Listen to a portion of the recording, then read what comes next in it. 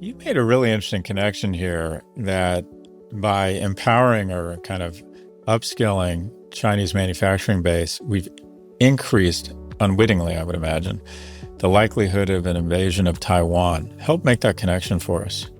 Once you are teaching a supplier how to do advanced electronics in any number of degrees, they're not necessarily going to stay with building smartphones. But once you have those skills, what else do you do with them? Well, you do the most sort of obvious adjacent tasks in electronics, right? The same skill sets will help build you drones. The same skill sets will help you build military weaponry. I mean, chips are the foundation of the modern world, and Apple helps these companies with chips.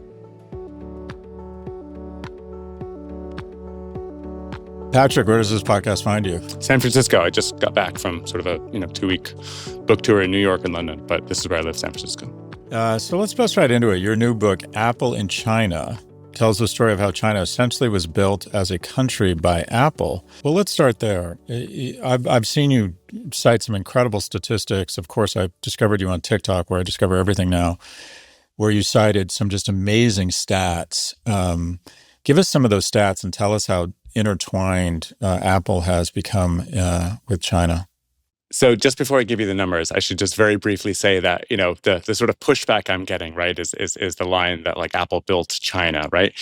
The book doesn't sort of so stridently say that. It says it was the biggest contributor to the high-tech electronics industry, which has been described by, scholars like Barry Naughton as Xi Jinping's most important thing. So, obviously I'm not claiming that like they built everything. It's just that their efforts in China really are that of a nation-building effort. No, I'm going with China owes everything to Apple. I think that's more dramatic.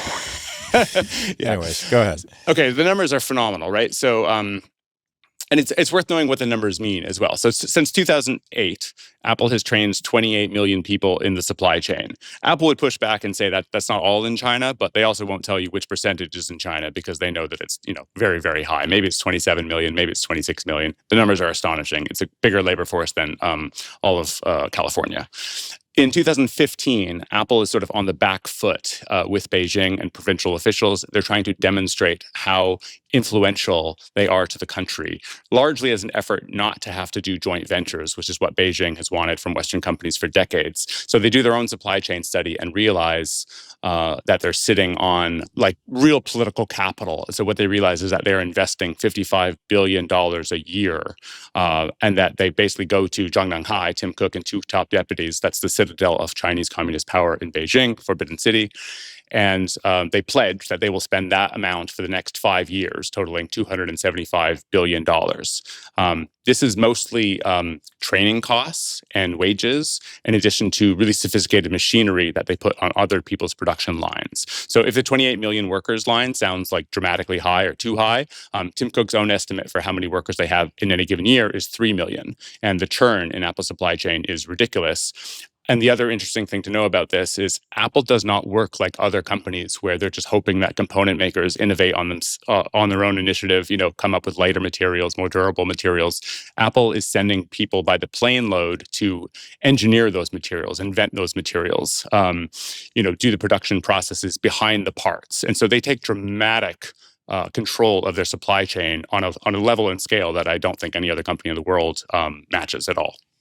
Tim Cook is caught between two lovers, if you will, between Xi and Trump. Describe the relationship, to the best of your kind of ability or knowledge, between Cook and Xi and Cook and Trump right now.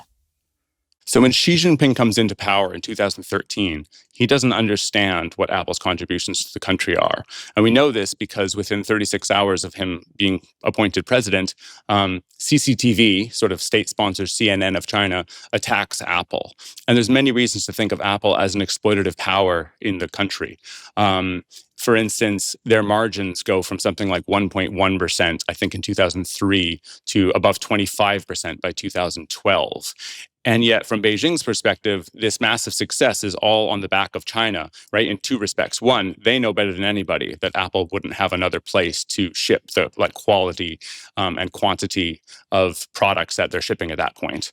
And two, it's the Chinese market, the Chinese buyers that are accounting for a dramatic, Tim Cook's word is mind-boggling share of Apple products, right? And there's this dramatic narrative in the book where, Apple really does not think China is going to be a market in 2008. They build their first retail store there purely because of the Beijing Olympics.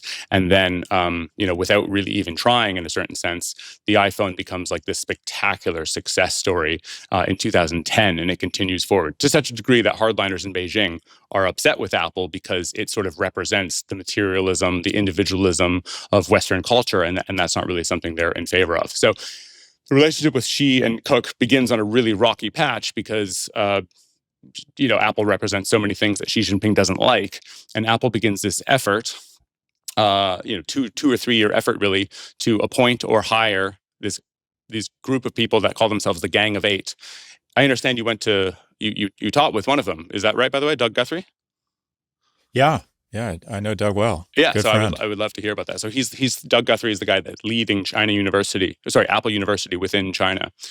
And so they come up with this narrative that sort of flips the narrative on its head of saying, we're not exploiting China. We are actually contributing in a great way by having our engineers work in hundreds of factories, hand in glove, training them, auditing them, supervising them, and installing machinery on a totally epic scale. And this is where some of the numbers are just astounding. That really changes the relationship. So Tim Cook basically goes with this message to Zhongnanhai, the citadel of communist power, and tells the Chinese leadership about this. And aside from content, let's say, of having to ban VPNs, having to ban WhatsApp in the New York Times, Apple really hasn't had any problems in China since then. We can maybe unpack that a little bit, but that was the winning formula to get over Xi Jinping. This is my language, not Apple's, of course. But Apple realizes it's the biggest supporter of Made in China 2025, which is Beijing's directive in 2015 for the company to become self-sufficient in robotics, in automation, in high-end electronics.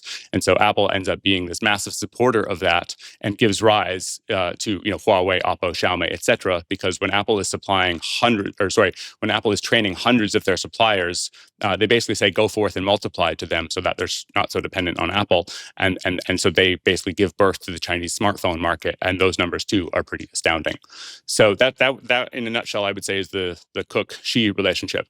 The Cook-Trump relationship is really quite different because when Tim Cook is telling the Beijing government how much they're investing, it's real substance. I mean, there's ways that they're calculating the figures, and one could question them on accounting basis or whatever.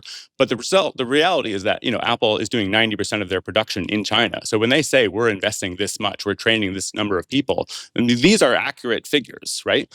When Apple is conducting the same lobbying effort with Washington, the numbers are pretty fanciful. So, I mean, if your listeners don't really agree with me or think it's a number that's too high, when I say they're investing $55 billion a year, just remember that in February, Apple said that it's going to put in $500 billion investment and spend into America over the next 4 years. So just sort of suspend your disbelief here for a second. I'm saying they're investing this crazy amount in a country where there's 90% of their production, and Apple's own figure that they're trying to convince everybody of is even higher in a country where 0% of their production takes place. So something is amiss here, and it's not me being bad with the figures. It's that Apple is making a lobbying effort that's based on sleight of hand and sort of magician trick misleading information.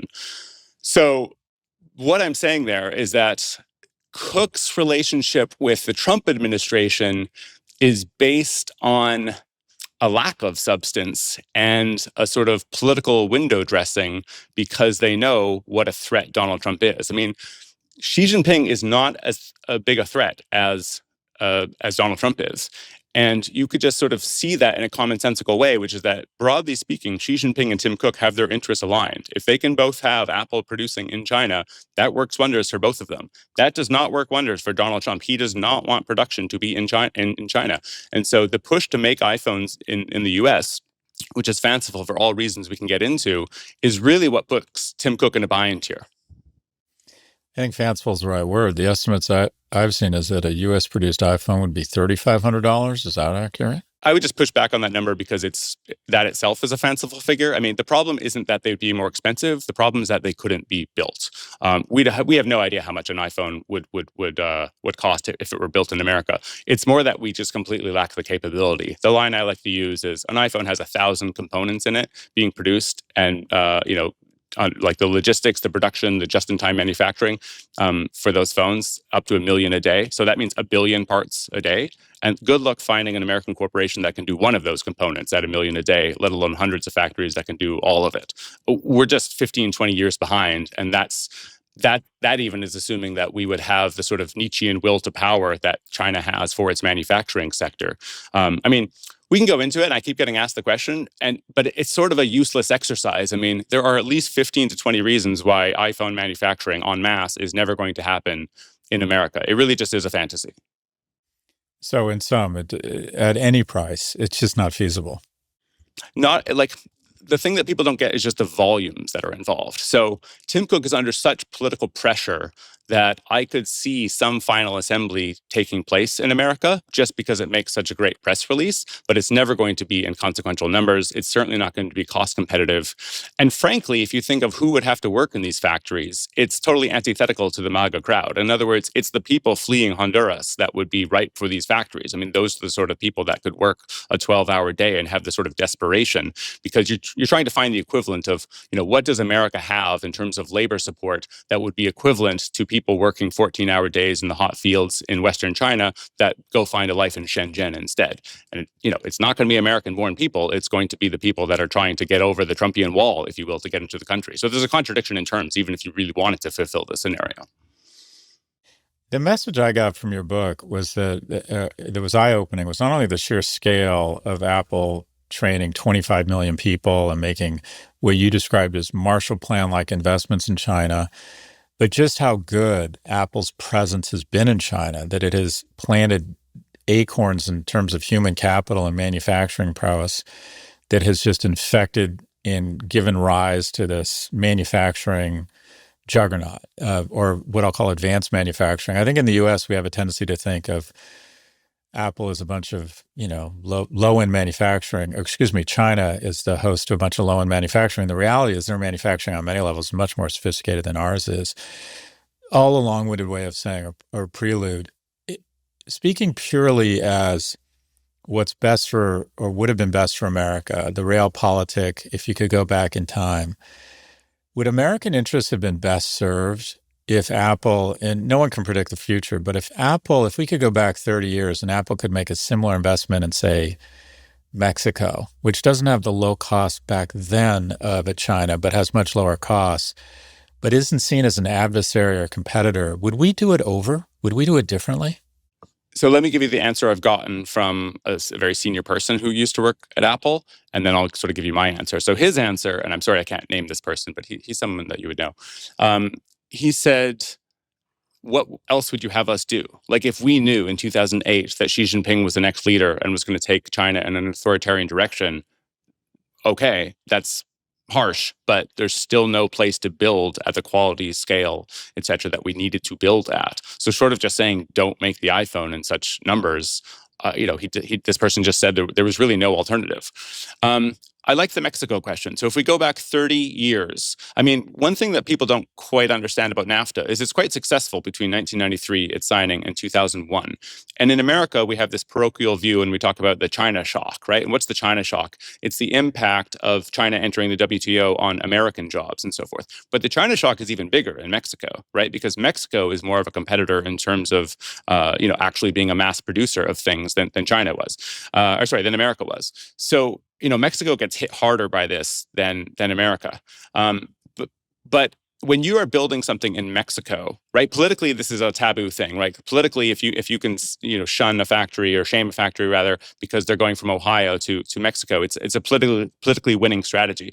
But if that factory goes to China instead of Mexico, it's actually far worse because the intermediary trade, think of something like the automotive industry, cross borders between Mexico and U.S., is quite substantial. So when you have a product, quote unquote, made in Mexico, it's often 20 to 25% made with American support in terms of the intermediary goods, right? The content that's actually in that product. Once it's in China, there's basically no intermediary trade, right? It goes down from like 20 to 25% to 5%.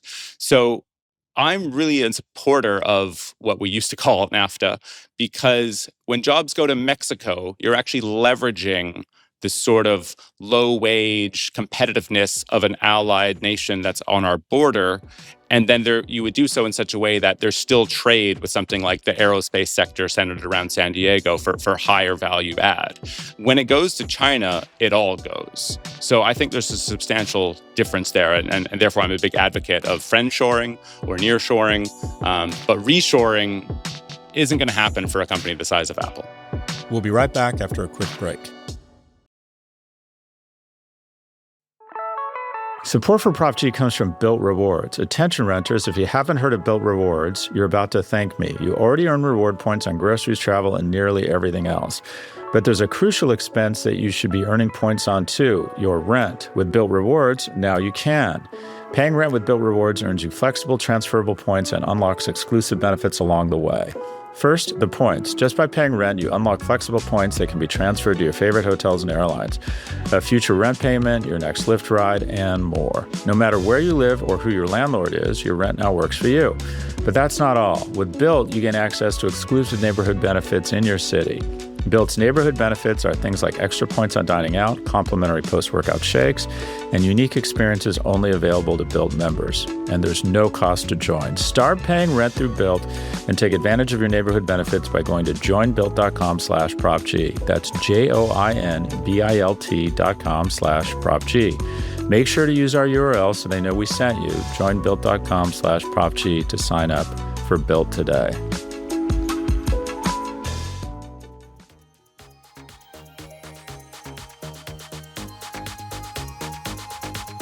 You made a really interesting connection here that by empowering or kind of upskilling Chinese manufacturing base, we've increased unwittingly, I would imagine, the likelihood of an invasion of Taiwan. Help make that connection for us. What everyone knows about Apple is industrial design. That's Johnny Ive creating the look, feel, and substance of a product. But Apple operates in a pyramid structure. And as the pyramid goes wider, the more and more employees you have. I mean, it's been described as an upside-down funnel rather than a pyramid. So the very top, 24 people maximum, is Johnny Ive's team coming up with a translucent iMac, coming up with, multi-touch glass for the phone, that sort of thing. They sort of throw it over the fence to product design, or PD.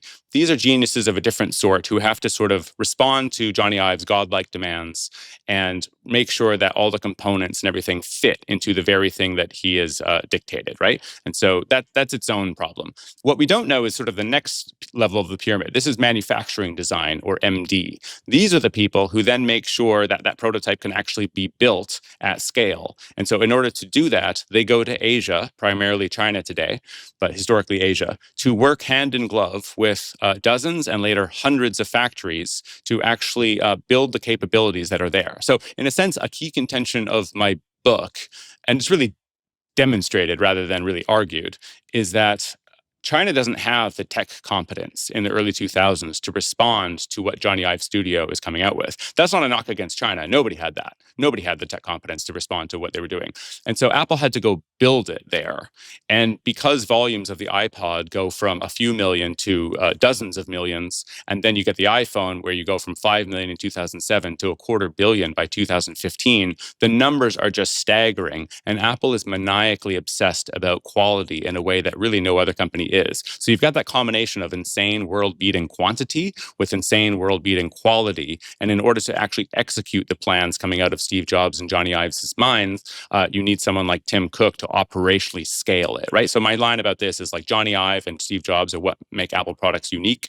Tim Cook is what makes Apple products ubiquitous.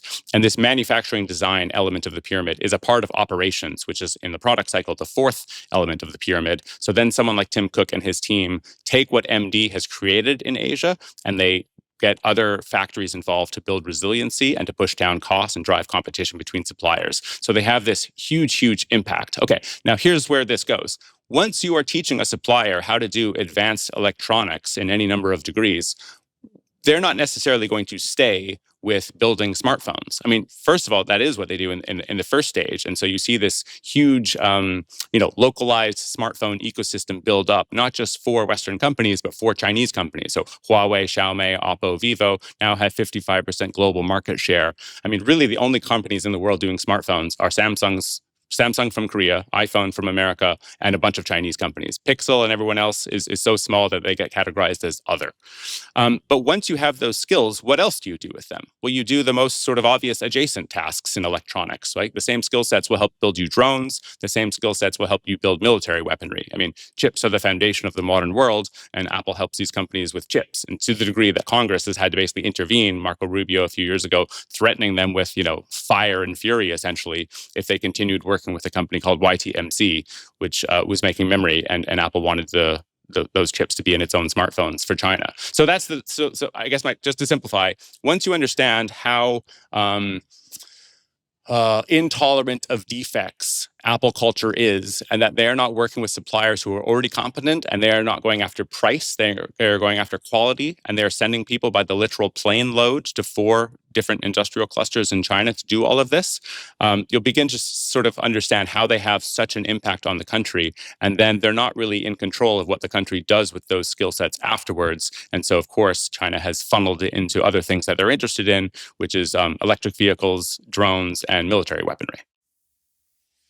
I'll put forward a thesis and you respond to it. I think these Apple tariffs or threats of tariffs on Apple are nonsense. And the idea of the relationship between Apple and China somehow devolving and digressing to a point of no return, I don't think either of those are realistic. My sense is that Apple in many ways is bigger than China or the U.S. right now, or bigger than Trump and Xi. And that is, I don't know if Xi can afford to lose Apple. And I don't think Trump can challenge the cult of iOS. I think it's bigger than MAGA. Your thoughts? Well, I think you're getting really towards my thesis, which is that Apple is stuck here. I mean, there is no obvious move where they're going to move to India or move to the US, particularly because neither of the superpowers wants them to do that, right? Xi Jinping can easily put up blockers for Chinese visas that would be required for people to go to India to sort of replicate this skill set in India. And he also put up blockers for Chinese-made machinery to go to the Indian production lines. Meanwhile, Trump has just made it clear in sort of less sophisticated sense of just, I don't want you doing that.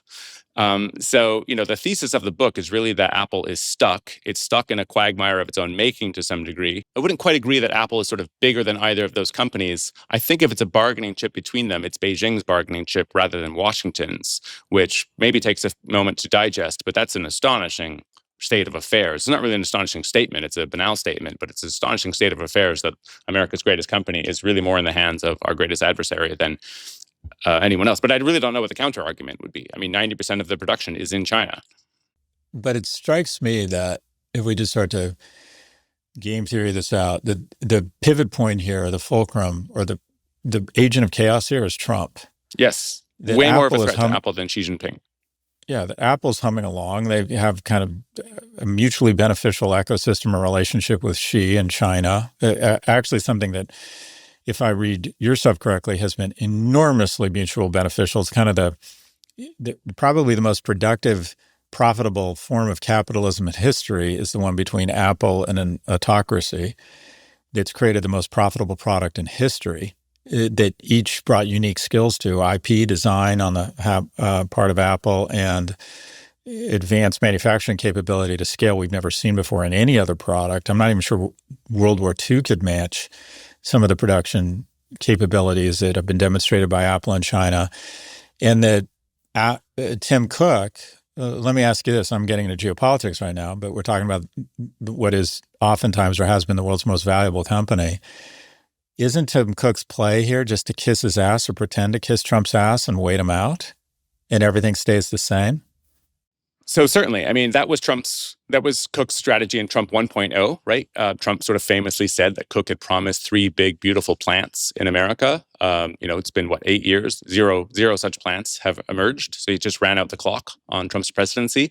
And I think that's what they're trying to do again, because, if you're Cupertino, I think you realize to some extent that that Trump is a press release sort of president, right? He likes the optics of things. He doesn't necessarily need to be patient and wait for the reality of it. So in February, getting ahead of the tariffs, Tim Cook and Apple put out a statement saying they were investing $500 billion in America. This is basically nonsense. I don't know how exactly it is nonsense, but my running theory is that what they are counting as $500 billion includes buybacks and dividends. So if you look at how big Apple is, they literally spend more than $100 billion of their own money each year on share buybacks. So you multiply that by 4, you've already accounted for 80% of the investment. Now, maybe they have to do some math to figure out what, 65, 70% of shareholders are in America, so it doesn't count for that whole figure. But there's way less than meets the eye than the idea of $500 billion being reinvested in America to reshore jobs here. If that were a figure that was as clear as the White House has taken it to be, right? Howard Lutnick, Scott Bessent, the White House press secretary, and Trump have all said that this is quite a coin of change. What's the change of coin? I'm trying to think of what the press secretary said. She's chunk of change. She said it's quite a chunk of change, right? For Apple to be investing in America. So in other words, they have very much taken it to be a $500 billion investment in the country for reshoring jobs. The press release is very careful. It never actually says that, but unless you're reading it with an air of there's something off here, that is the message you would come away thinking. And it's not the first such press release. A few years before that, Apple had said they would spend $430 billion on the same thing. So I'm just mentioning that because it's not a factor of, we'll just give them some time. It's only been a few months. If this number was credible, you'd see Apple factories and entire industrial clusters being brought up here, there, everywhere, probably needing so many jobs that people would be flooding into the country. I mean, none of this is happening. And so if my buybacks theory is wrong, fine, tell me what the other theory is because the math doesn't add up. My sense is that if you look at Apple stock, all right, since the election, it's inauguration. So it's off about 15%. I think it was about 20%. So it has taken a hit since Trump became elected. And some of that is the broader market, but some of it is also the existential risk to Apple. But if you really think about what would be involved, it sounds to me like almost near impossible for Apple to divest from China at this point.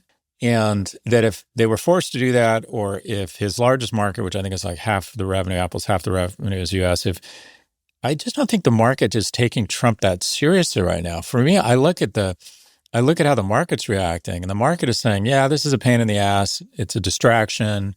It'll cost them some share and some valuable management bandwidth. But we don't believe this is really an existential threat, that the economics here are so lucrative and that Trump has such a lack of focus and will, given, it's 145% on China. Just kidding, it's 30%. It's that the market seems to be saying, yeah, this is a nuisance and annoyance, but it's not really an existential threat to Apple. Your thoughts? I agree. But, I quote someone saying the relationship Apple has with China could blow up any day. Well, good luck sort of pricing that into your models because we don't know when it's going to blow up. And Trump's such an erratic character that, honestly, how do you put him into an Excel sheet of what the value should be in a year? The scariest thing, in a sense, of Trump's tweet the other day, or Truth Social, when he talked about 25% tariffs on a specific product, the iPhone, I don't think that's ever been done in history before, was at least 25%. In other words, if Tim Cook isn't playing ball, then the figure could go up quite a bit. And obviously, Trump has, to some extent, added credibility to that claim by playing with tariffs so much. To some extent, of course, he's also destroyed that claim by offering 90-day reprieves and such. And Tim Cook is in such a bind here because you've got to remember a couple things. Like, one, Trump has said that this will take place, I think, at the end of June. Supply chains do not move at the speed of weeks. This is a ludicrous demand. Obviously, I assume the Trump administration doesn't actually expect the factories to be built by then, so much as there's a concept of a plan, to use Trump's language, by then. But the other thing is that Apple doesn't manufacture anything themselves. So it's not only that you have to convince Tim Cook, it's that Tim Cook would have to convince Foxconn and probably hundreds of other suppliers if you genuinely wanted to build things here. And of course, none of them see the certainty of the Trump presidency lasting, of the tariffs on China lasting, or any number of things. And they would know that we're not going to be able to fill our factories if they're placed in Pittsburgh, because that's nothing like Zhengzhou or Shenzhen or Suzhou. So there's just so many complicated factors here that basically favor the status quo, I suppose you could say. And I guess the timing of my book, which obviously not through anything I did, is sort of insane, is that I'm pointing out that not only are the business ties between Apple and China unbreakable, but the political ties are totally untenable. I mean, your average American just should not be happy with the idea that we are still sending America's best engineers to hundreds of factories across the country to train them up on a host of electronics, which, as we've already spoke about, can go well beyond the China's dominance in EVs and iPhones and a number of other things. So what are they supposed to do here that's at all a good move? And if you'd like an analogy that I'm sort of stealing from Henry Kissinger, he points out that Westerners play chess. And when you play chess, you do something like Trump did about Huawei, right? He tried to go after Huawei, sort of take out China's biggest company, deprive them of 5G access, deprive them of Google services, and that company nearly collapsed, but unfortunately came back with a vengeance for the current administration. But China plays a game called Go. And in Go, there is no final move. You instead encircle your enemy to such a degree that they're basically unable to make any meaningful moves. And that is where I see Tim Cook and Apple right now. They do not have any meaningful moves other than digest a 25% tariff and hope that Trump doesn't raise it even further. You brought up something I hadn't considered, and that is China might get or is getting in the way of a transition of any production to India. And my understanding is China sees themselves as a very strong ally of Pakistan, India less so. I would imagine that China and India see themselves as the same type of competitive threat as the U.S. now perceives China. I hadn't considered that. So China is purposely getting in the way of the transition of manufacturing capability to India. And how real or illusory or jazz hands is Apple's statement that they're trying to divest out of China into India? So a couple of things to unpack there. So the reporting that China was putting up all these blockers came out of publications like Rest of World and Bloomberg in January. So that's certainly happening. The line that I would use is that China wants technology transfer to be a one-way gate. The information comes in, it does not leave. Insofar as it leaves at all, they want it to be Chinese companies like Luxshare, Gore-Tex, BYD. Those are the companies that are doing some work in India, but even they are not really finding it all that easy to do. So there's that. And then when we're talking about iPhone assembly going to India, people are often conflating. And Apple, in a sense, I think knows that they're going to conflate this, and therefore it helps their PR. They're conflating assembly with genuine production. So if there are 1,000 steps in building an iPhone, and the final one is now happening in India, that is enough. That is enough legally to say "Made in India" on the box. All you need is a substantive change to the product for that to be the case. But the phone is not any less dependent on the China-centric supply chain than any other iPhone you've ever seen or purchased. So this is really just about tariff reduction. And Apple has been doing iPhone assembly in India since 2017. That was always about tariff reduction. It was just about Narendra Modi's tariffs on products coming to China. Now it's about Donald Trump's tariffs. But if you're looking for real substantive moves that demonstrate Apple understands there's a geopolitical threat in Xi Jinping and they've de-risked, honestly, there's nothing. There's tariff reduction and there's moving some assembly to Vietnam because it's cheaper and they faced some labor issues a decade ago. But in terms of have they really de-risked because they see a threat, I don't see any meaningful moves anywhere. We'll be right back. Support for Prop G comes from HubSpot. HubSpot is taking on the fundamental myth in business software that you need dozens of different tools to succeed. You don't. You only need one that actually works. With HubSpot's powerful AI solution, Breeze, built right into their customer platform, you have everything you need all in one place. Breeze Copilot acts like a digital wingman that keeps you 2 steps ahead, while Breeze agents take entire work streams off your plate. That's not AI vaporware, that's leverage. We're talking about real ROI, cutting sales cycles in half, resolving service tickets faster, and working less hours every week to make it all happen. Go to HubSpot.com/AI to get started today.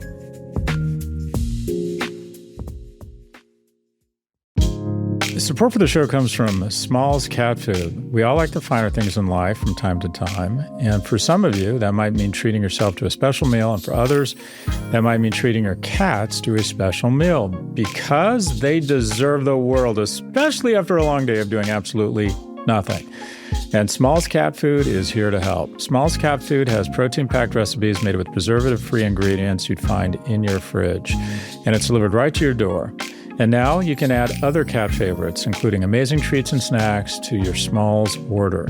The team at Smalls is so confident your cat will love their product that you can try it risk-free. That means they will refund you if your cat won't eat their food. What are you waiting for? Give your cat the food they deserve for a limited time only. Because you are the Prof G listener, you can get 35% off Smalls plus an additional 50% off your first order by using our code PROFG. That's an additional 50% off when you head to smalls.com and use promo code PROFG. Again, that's promo code PROFG for an additional 50% off your first order plus free shipping at smalls.com.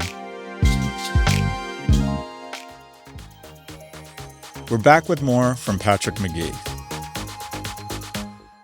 So I'm fascinated with the notion, and it seems obvious in hindsight or in plain sight now that this incredible upskilling of the Chinese manufacturing base under the behest of Apple's incredible investment in an unbelievable complex product that we taught them how to fish, so to speak.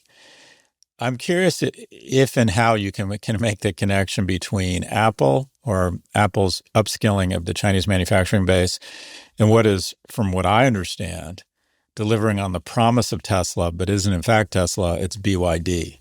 Is there a direct connection between this upskilling and BYD?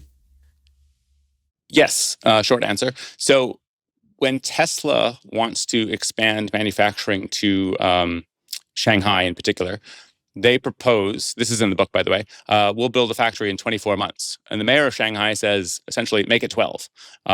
We'll do whatever we can to accelerate this shift. This is all happening within 24 months of Tim Cook explaining to top leaders in China just how the Apple model works and why it is superior to the joint venture model. So Shanghai officials basically want Tesla to be the Apple of the electric vehicle world. Sometimes when people push back about this, they'll say, that doesn't make sense. You didn't need Tesla for the EV market in China. EVs go back to 2001 in China. And that's true, they do, not successfully. By 2012, 2013, there are something like 30,000 EV buses in Shenzhen alone. So one city has more EV buses than the rest of really the world. I mean, certainly there's not anything like that in North America or Europe at the time. But even by 2019, the share of EVs for the China market is less than 5%. So EVs might have a long history in China. They don't have a successful history. What really changes the game is that Tesla adopts the Apple model. Okay, I speak to someone that runs CAPEX for the Shanghai Gigafactory in the book, who specifically says he hired Apple people to execute the same playbook. And they go to a whole bunch of factories to improve and localize the supply chain. BYD is one of those suppliers. CATL, Battery Giant, is one of those suppliers. And so they train them how to do everything that's necessary to build a Tesla. And then those companies use the upskilling that they've received to improve the rest of the Chinese market. So in China, this is actually called the catfish effect.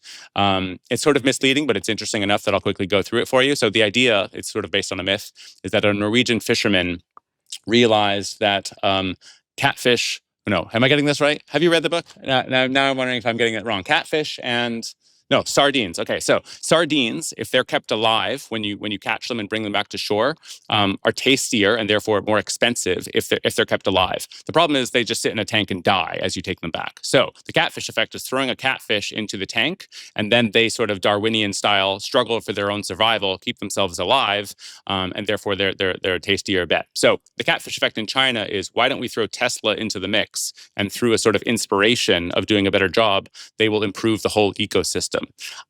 Great analogy. I think it's somewhat misleading because it's missing the fact that this isn't just inspiration. This isn't just people think EVs writ large are cool because Tesla's cool. They're missing the Apple playbook, which is that Tesla is literally upskilling all of the suppliers, and then, frankly, for its own benefit, but then it benefits the entire ecosystem. So at what point do EVs really take off? It's within 24 months of Tesla setting up the Shanghai Gigafactory to such a degree that even before Tariff Man became president, Biden put 100% tariffs on Chinese EVs. So in other words, the influence of Apple and Tesla on the EV sector, I think, is deserving of academic scrutiny and so forth. And I would love for someone to be able to pinpoint it more, but I think it's extraordinary.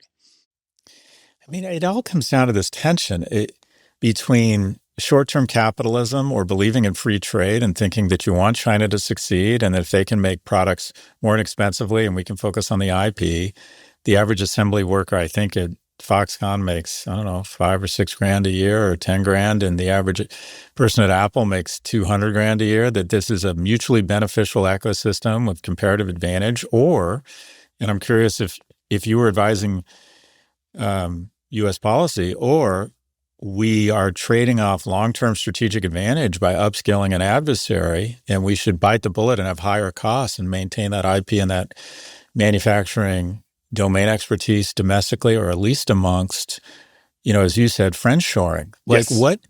what would you advise? Because I can argue both, and I mean this sincerely. I'm asking this question to learn, not because I have a viewpoint here. I see really solid arguments on both sides. So if you look back at the last 20 years, it really has been the golden age where a company like Apple can work on the design, the software, and outsource all of their hardware manufacturing to a country, and many companies, ready and willing and able to do it. The problem is the Chinese, and obviously, I mean, you can't begrudge them for this, have no desire to stay at the low end value of everything, right? So if people are familiar with the smiley curve of product development, this is where like the two ends of the smile are, product conception and design, and then you dip down into all the low value manufacturing stuff, and then it comes back up for, retail and branding and so forth. Well, the Chinese don't want to just stay at those levels, and so they're not, right? So that's why you have companies like Huawei that now do brilliant industrial design on par with and perhaps better than what you're getting out of Apple. And we can come back to that if we need to.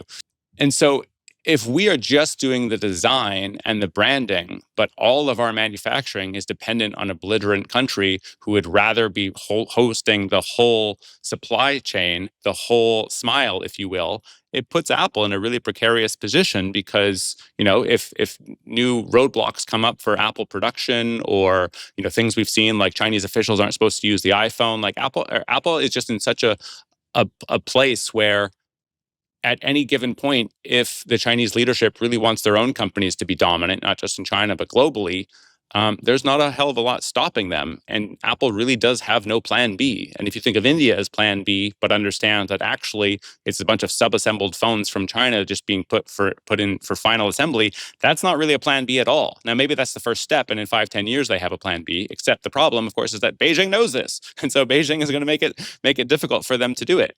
So they're in a really difficult spot. I think I had a second answer to that, which is that on the one hand, you've got the 20-year look back.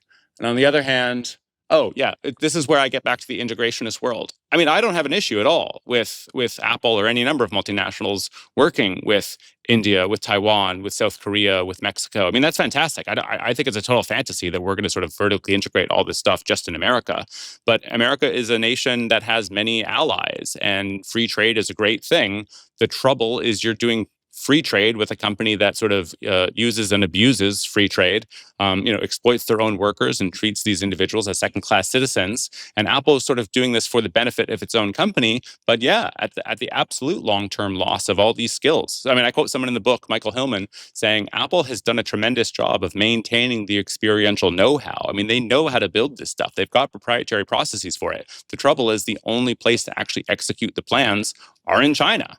So I don't think it's a big deal if the plans are sort of like resiliently based in India and Taiwan, sort of allied nations where we can use Apple's presence as a sort of bargaining chip and hopefully get Narendra Modi to stop playing footsie with Putin, things like that. But when everything's in China, I mean, not only is it a belligerent nation, but it's so large that it doesn't participate in Pax Americana. It seeks to overthrow it. By virtue of this book, I would argue have some domain expertise into U.S. industry, Chinese industry, companies that leverage both to their advantage. Generally speaking, and I don't want you to make a stock prediction here, but coming out of this book, do you feel more bullish or bearish on the U.S. or the Chinese stock market or business more generally? It's an easy question, except that you're throwing on stock market. So if we're thinking about business, like, the underlying business, 20 years henceforth, are you bearish on Bearish or bullish on China, and then the same question on U.S. industry. So I'm super bullish on Chinese industry. I'm super bullish on their market share, but they practice a form of capitalism that doesn't prioritize profits. They prioritize control, right? So BYD is actually, collapsing its prices right now, even though they are at a point where they probably could be raising them. So what does that mean for BYD's stock price? Long term, I don't know. It fell on the news of them sinking prices the other day. Right. So what I'm saying is I'm bullish on the Chinese industrial sector taking more and more share. I'm bullish on Chinese taking share from iPhone within Apple. From Apple. However, I don't know what that means for the stock price of Xiaomi. Because it's different and it's not their goal. And in fact, I would say to sort of Western listeners, stop looking at industries, looking at the share of American profit and saying, look at how good we're doing. You need to be looking at things like market share, because that's what the Chinese are trying to control. They're not interested in profit in the way that we are. They have a drive for indigenous innovation and control. And by offering cutthroat prices, they're effectively deindustrializing all national competitors. So Apple seems to be the tip of the spear, at least from a perception standpoint, that when Trump wakes up with the wrong blood sugar, he goes after Apple and gets angry. It seemed like Biden was putting tariffs on Chinese EVs. We've talked a little bit about Tesla and some of that technology spillover or domain expertise spillover, I think you've said is also occurring among the Chinese EV market. What are companies 3, 4, and 5, or do you know them, American companies that have really developed a sophisticated supply chain in China? My focus has been so much on Apple that I'm not sure. I mean, Tesla would certainly be one of them. Tesla's in a better position because they do build cars. First of all, they do stuff on their own, right? So yes, they have a supply chain, but they also have a lot of the IP. They actually do build stuff in a way that, of course, Apple doesn't. But, Gigafactory in Shanghai is their most important factory, and it accounts for 50% of output. But they do have a localized supply chain in the U.S. They do have a localized supply chain in Germany. So they're far less exposed. They're really the closest to Apple. I mean, A, they adopted the strategy, but B, they're a hardware company, worth $1 trillion. You don't really have any other examples of that, right? Amazon, Google, Meta, these are companies built on things like digital advertising. In the case of Amazon, obviously just selling lots of stuff and being a logistics powerhouse, but nobody else rises to the level that Apple has, right? So when people say, why are you picking on Apple? Well, it's the only company with $400 billion of revenue. 80% of it is hardware, and 90% of that is in China. Find me another company I should be picking on of that size. Make some predictions here, and we won't hold you to them. But what if you were to say in 1 to 3 years? We make predictions every year, and by the way, we always say we get a lot of them wrong. But if you were to try and say, okay, I'm willing to make a couple of speculative bets here about what happens, and this can be about Apple or any other companies, but I always think I've written a lot of books. At the end of the book, I feel like for about 10 minutes, I know more about one very narrow topic than anyone in the world. And then within 11 minutes, someone else has written something else that I didn't see. You right now are at the helm of the bobsled looking at the intersection between the U.S. and the Chinese economies and our most important companies. Any thoughts on how you see this playing out? So the ones that I think are clearest, where I don't have to be too crystal ball-like, is that Apple's market share in China is going to fall.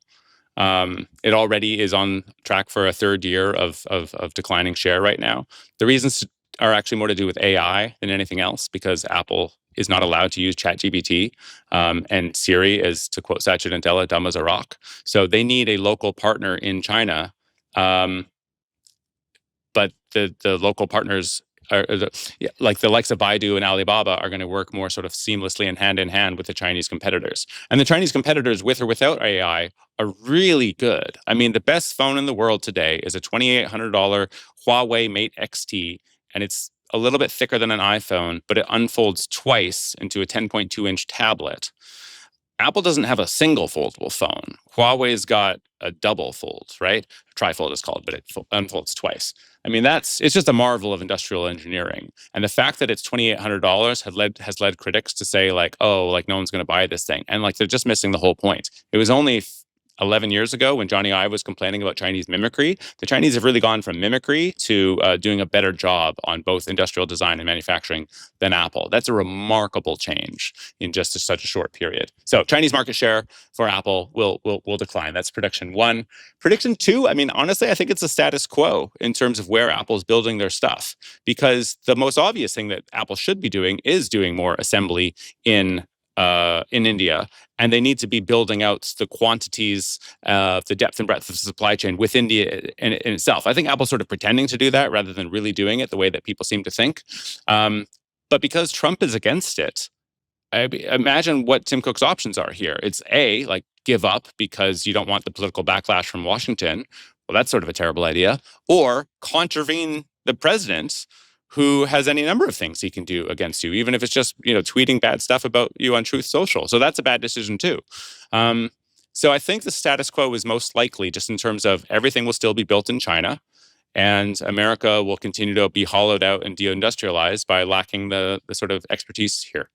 Patrick McGee is an award-winning journalist who covered Apple for the Financial Times from 2019 to 2023. Previously, Patrick was a bond reporter at the Wall Street Journal. His book, Apple in China, The Capture of the World's Greatest Company, is out now. Patrick, really enjoyed this conversation. Also, I got such a kick out of seeing you on The Daily Show and all the attention. It's a nice moment for you. You seem like this really hardworking, super smart young man. It's just nice to see people like you succeeding and getting your kind of moment in the sun, or what is the first of many that was moments. Absolutely my career highlight. We had 7 people with VIP tickets that had all flown in from Canada. I'm sorry, it's not Canada. This isn't your career highlight, Patrick. This isn't it right here. Close second. Maybe it was in person or something. Maybe that would change things. But anyways, Patrick, really appreciate your time. Congrats on the book. Thanks, Scott. Appreciate it.